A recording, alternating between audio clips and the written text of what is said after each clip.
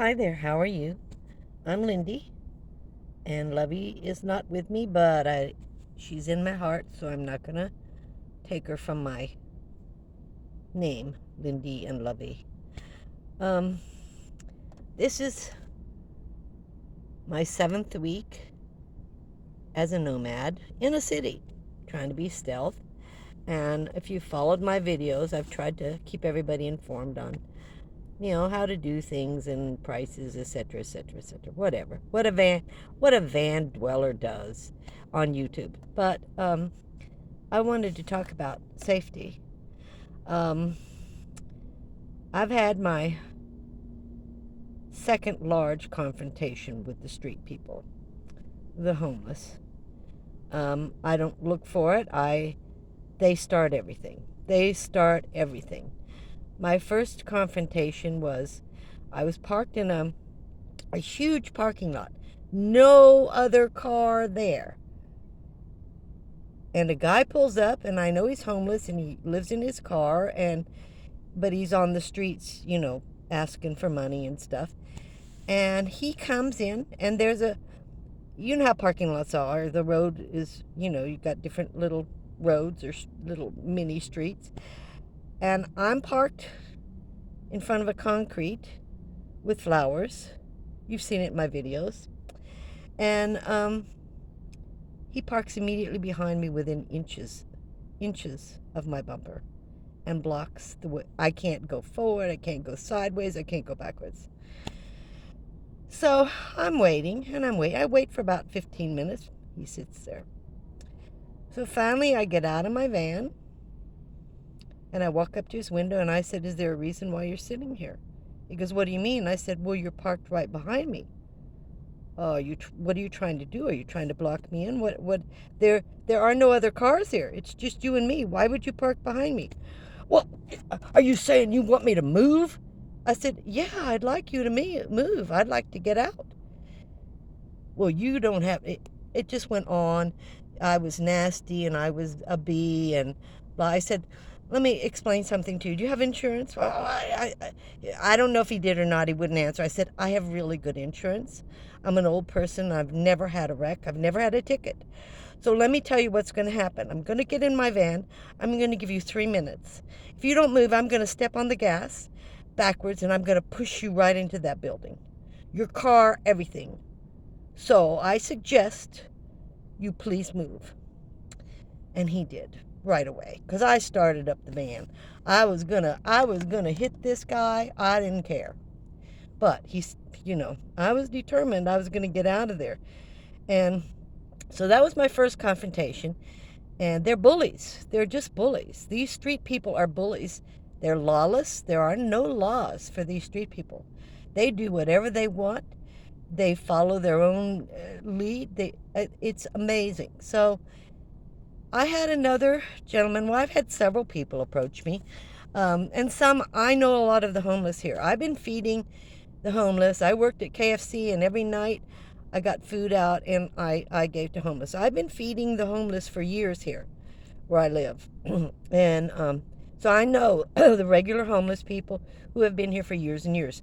And the new ones are the problem, not the ones that have been here for a while. I mean, I'm always talking to them, so I do know. But again, the ones who are regulars here, the new ones are really nightmares. So I am sitting, same parking lot. I think it was another guy starts to come up to my van, and I just put my hand up and I said, "I have nothing to give you. I'm sorry. I have no money." And then a car pulls up and he gets in the car. And I'm thinking, I think that car was behind me, but I'm not sure. So today, the same guy, the same guy, I just put my hand up and said, "I have nothing for you. I have no money." That's all I said. I'm in the middle of the block, and at the end behind me, I hear, and I know it's his voice because he's very loud and he shouts when he talks. Someone shouting something to the effect, "I'm going to make that bee move. She, I'm just going to make her move. She's nothing but a bee. She's going to get out of here. The F word, out of here." all the way down the street. I'm thinking, oh, great. I wonder if he's talking about me. Because I'm sitting on the street. And then he goes past me with his cart. I don't look up. I don't speak. I don't say anything. He goes maybe 3 cars in front of me, then parks his cart and starts cussing me out, walking back towards me. You're nothing but a bee, blah, blah. You know the language. You're used to the language. Comes right up to my window.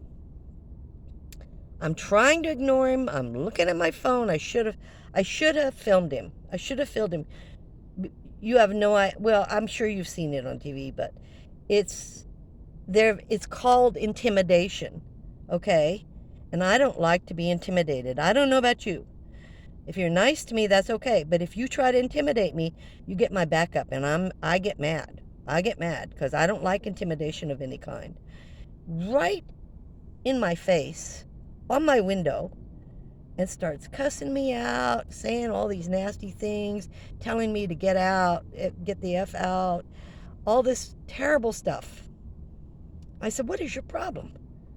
Well, you approached me. I said, no, I'm sitting in my van. You approached me. You went past me. What is your problem?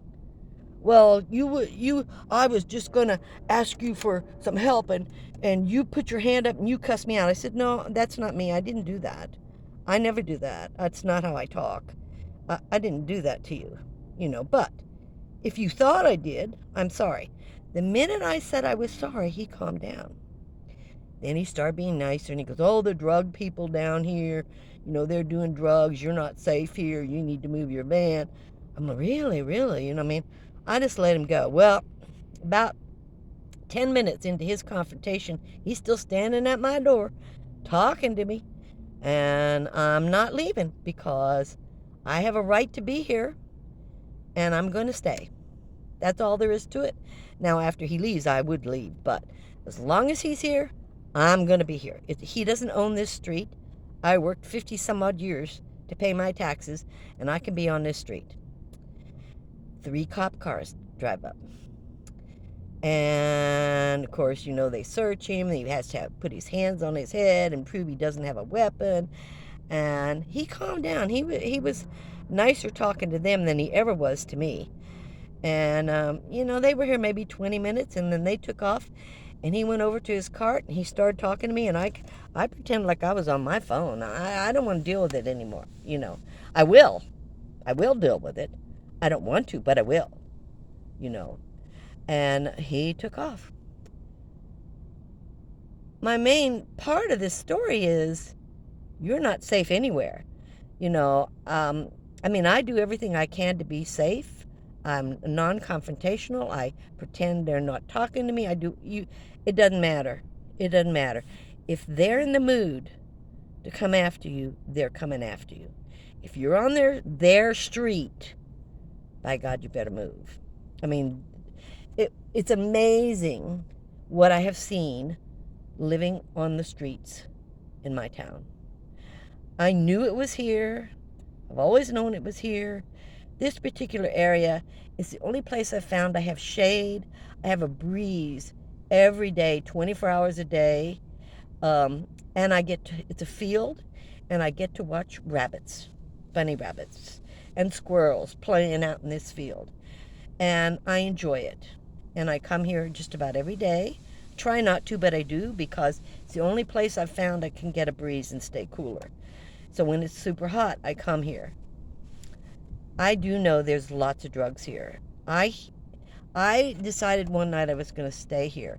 And there is so much activity on the street after 10 o'clock, you wouldn't believe it. And they're all homeless. I don't know I figure I know where they're coming from, but there's tons of them. And they're coming up to your vehicle. I got to the point that night by midnight, I got up and packed, and I just left. I wasn't unpacked, but I don't tend not to go to sleep till 1 or 2 in the morning. I want to make sure my van's safe, where I'm at is safe, that people aren't around, that I don't want to fall asleep if all these people are around, because the drugs are heavy duty in the streets, trust me. But so I never sleep here, never, never. And I have, excuse me, I have one other young student who is living in his car in the area, and he and I have become friends. And I warned him about this street. I said, don't stay on this street. And I told him about this gentleman that yells all the time at me. This is not the first time he's yelled. It's the second time he's approached me, but he's yelled at me before a lot, you know, and I just ignore him. Um, but this is the first time he's just really become aggressive, and that's what's out on the streets, guys. And even if you go to the desert or you go to the forest or wherever, you aren't that safe. They're everywhere. Uh, the street people are just everywhere. And no matter how kind you are or what you do to help them, it doesn't matter. Because many just have mental problems. They just have problems and they don't deal with society well.